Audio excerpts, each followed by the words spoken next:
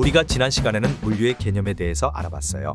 그럼 이번 시간에는 1자 물류, 2자 물류, 3자 물류, 4자 물류, 5자 물류에 대한 개념을 총정리해 드리고자 합니다.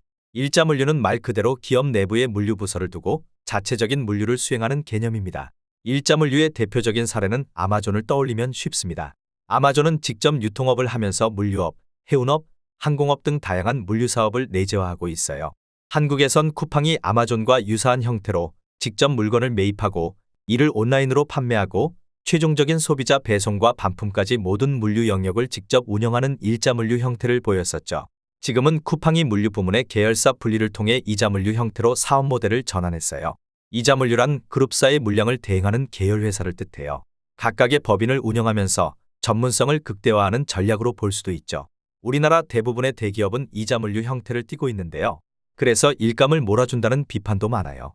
대표적으로 삼성의 삼성 SDS, LG의 판토스, 현대의 글로비스, 한화의 한익스프레스, 한솔의 한솔로지스틱스, 무신사의 무신사로지스틱스 등이 있어요.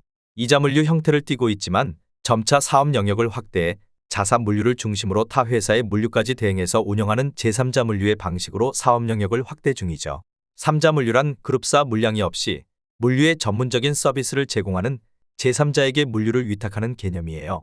대표적인 제3자 물류 기업은 글로벌 기업 DHL을 꼽을 수 있겠죠. 우리나라에서는 한진, 태웅로직스 등이 대표적인 전문 물류 서비스를 제공하는 제3자 물류 기업입니다.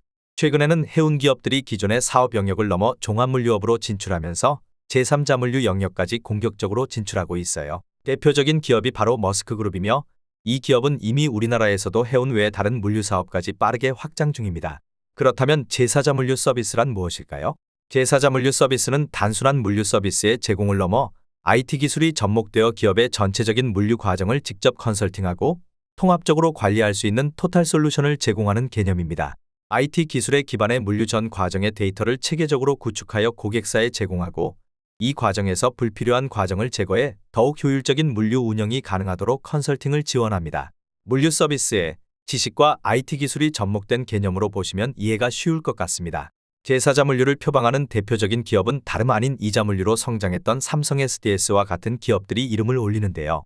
제2자 물류를 통해 축적한 경험을 기반으로 과학적이고 체계적인 물류 서비스를 제공하는 플랫폼 기업으로 거듭하는 형태입니다.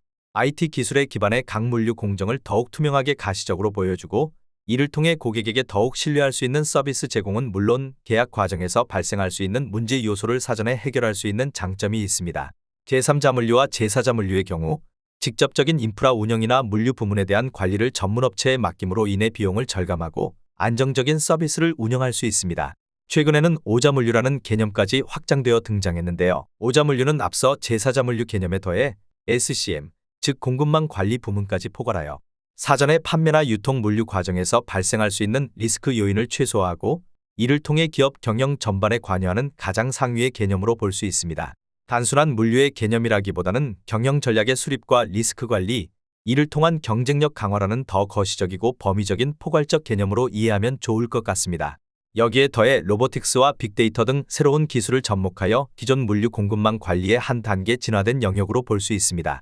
오늘은 1자 물류부터 5자 물류에 대한 개념을 알아봤는데요. 다음 시간에는 조금 더 물류의 각 부문별 세부적인 개념과 역할 등을 알아보는 시간을 가져보겠습니다. 끝까지 시청해 주셔서 고맙습니다. 여러분의 구독과 좋아요는 콘텐츠 제작에 큰 힘이 됩니다.